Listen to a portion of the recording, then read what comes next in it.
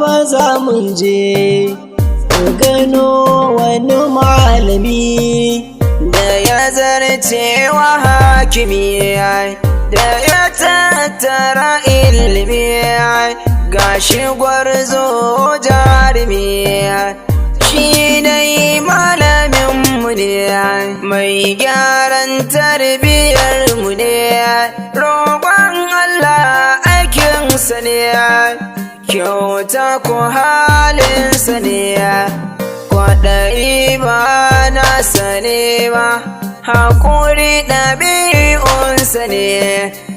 ilimi ko takensa ne zumunci ko karamarsa ne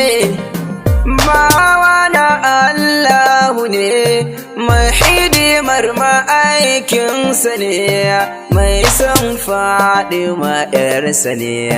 mai bin zaki ɗanta ne hadimin sharafa'u ne ga hakan ne a bayyane